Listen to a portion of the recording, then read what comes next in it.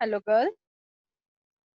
We are doing our chapter issue of debentures, and today we will do our last topic related to issue of debentures, that is interest on debenture. As you know, बेटा मैंने आपको बताया है जो debenture holders होते हैं हमारे company के, debenture holders are the creditors of company. क्या होते हैं डिबेंचर होल्डर्स? कंपनी के क्या होते हैं? क्रेडिटर्स होते हैं, और उनको फिक्स्ड रेट ऑफ इंटरेस्ट पे करती है company paid them fixed rate of interest। Means company को चाहे प्रॉफिट हो चाहे लॉस हो, कंपनी को इससे कोई फर्क नहीं। डिबेंचर होल्डर्स को उसको जो है फिक्स रेट ऑफ इंटरेस्ट जो है पे करना ही करना है। क्या बेटा? जैसे कि अगर आप सपोज करो बैंक से लोन लेते हो तो उस पर भी रेट ऑफ इंटरेस्ट होता है, चाहे आपको प्रॉफिट हो चाहे लॉस हो, बैंक आपसे ये नहीं पूछता। बैंक को वो रेट ऑफ इंटरेस्ट चाहिए तो चाहिए। वैसे डिबेंचर होल्डर्स को आपको फिक्स रेट ऑफ इंटरेस्ट की पेमेंट करनी ही करनी है, चाहे कंपनी को लॉस हो चाहे प्रॉफिट हो। ठीक है बेटा? और हमेशा डिबेंचर इंटरेस्ट याद रखो, debenture interest is always charge, मतलब कंपनी कहाँ से पेमेंट करती है? Against the profits of A company. कहाँ से पेमेंट करती है? Against the profits of company. कहाँ से पेमेंट करती है? हमेशा against the profits of company.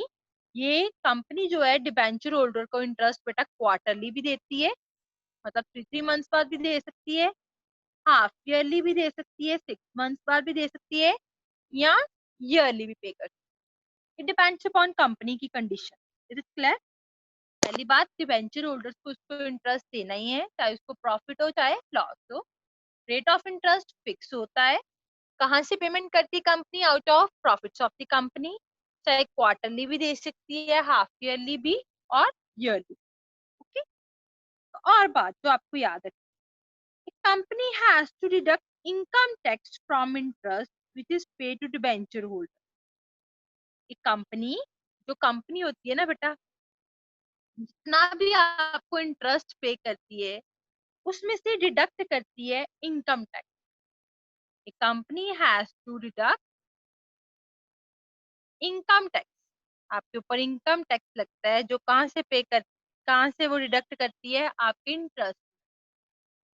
Company has to deduct income tax from interest, जो वो डिबेंचर होल्डर को पे करती है बेटा। और वो इनकम टैक्स को किस पे सबमिट करवाती है? Government. And that income tax is to be submitted to government. Clear? Company fix rate of interest देती है, उस पर कुछ टैक्स भी लगता है, उस टैक्स को वो डिडक्ट करती है इंटरेस्ट में से, और किसको जमा करवाती है? गवर्नमेंट को जमा करवाती है। ठीक? देखो आप ध्यान से बात, सबसे पहले एंट्री इसकी क्या होनी है? इंटरेस्ट ड्यू की। इंटरेस्ट ड्यू की। ठीक है? Interest due. देखो ध्यान से, क्या एंट्री होगी? Debenture interest account debit, debenture interest account debit to debenture holder को कितना देना है? अकाउंट। और कितना इनकम टैक्स डिडक्ट हुआ? To income tax payable account. Clear? Suppose debenture का इंटरेस्ट बना 10,000 का, जिस पे 20% लग गया टैक्स, मीन्स 2,000 हो गया income tax payable. Debenture holder को कितना देना है? 8,000। Clear? Debenture interest account debit to debenture holder to income tax payable. Debenture interest account debit to debenture holder to income tax payable. Next entry है payment of interest. ये तो पहले तो due हुआ, फिर क्या करी आपने? इंटरेस्ट की पेमेंट करी। Payment of interest debenture holder को और income tax payable. Debenture holder को पेमेंट करने की एंट्री क्या आएगी? Debenture holder account debit to bank account. कितनी पेमेंट करी आपने डिबेंचर होल्डर को? कितनी ड्यू थी? 8,000। 8,000 आ गया। क्लियर? ऐसे आपने गवर्नमेंट को कितनी पे करी इनकम टैक्स? पेबल। क्या एंट्री आएगी? Income tax payable account debit, income tax payable account debit to bank account. कितना आ गया ये मेरे पास? 2000, 2000 है, पहले ड्यू की फिर पेमेंट। एट लास्ट आपको याद रखना है eight the end of the year, क्या मैं बोल रही हूँ? Eight the end of the year, eight the end of the year company जितनी भी इंटरेस्ट की पेमेंट करती है, कहाँ से करती है? Out of profit and loss account. कहाँ से करती है? Out of profit and loss account. तो ट्रांसफर करने की एंट्री क्या होती है? याद रखना हमेशा, statement of profit and loss account debit to debenture interest account. Total interest कितना था? 10,000। कंपनी ने कहाँ से पे किया है? अपने प्रॉफिट एंड लॉस में से। चाहे बच्चे वो क्वार्टरली पे करे, चाहे हाफ ईयरली पे करे, चाहे ईयरली पे करे, ये वाली जो एंट्री होती है ना, वो yearly at the end of the year ही आती है। क्यों? क्योंकि हम प्रॉफिट एंड लॉस अकाउंट जो होता है वो at the end of the year ही बनाते हैं। तो at the end of the year ही हम अपने प्रॉफिट एंड लॉस में से डिबेंचर इंटरेस्ट ट्रांसफर करते हैं। Is it clear? I hope आपको इतना क्लियर हो गया हो। मैं आपको इसके रिलेटेड एक सम करवाती हूँ, kindly listen it carefully. Your some is Bajaj auto limited, Bajaj auto limited rupees 10 lakh 9% debenture. ये जो 9% लिखा होता है ना, ये फिक्स रेट ऑफ इंटरेस्ट होता है। 9% डिबेंचर्स मैंने आपको बताया था ना, ये नाम होता है। 9% मीन्स ये रेट ऑफ इंटरेस्ट है, on which interest is payable on 30th June and 31st March. Interest की पेमेंट साल में 2 बार होती है। कब होती है? 30 जून को और 31st मार्च। क्लियर? देखो ध्यान से कैसे है। सबसे पहले एंट्री कब आएगी? जून 30। इंटरेस्ट की एंट्री करनी है आपको, इशू की नहीं ना बोला तो आपने इशू की नहीं करनी, सिर्फ इंटरेस्ट की करनी। डिबेंचर इंटरेस्ट पहले क्या होगा? ड्यू। ड्यू की एंट्री मैंने आपको बताई थी अभी। डिबेंचर पूरा नाम लिखना है आपने, debenture interest account debit. Tax का रेट भी है, इनकम टैक्स का रेट भी है, तो इनकम टैक्स भी है, तो 2 जगह पे ड्यू है। Debenture interest account debit to debenture holder account to income tax payable account being debenture interest due. इसकी एंट्री है ये डिबेंचर इंटरेस्ट ड्यू की। क्लियर है? Debenture interest debenture holder to income tax payable.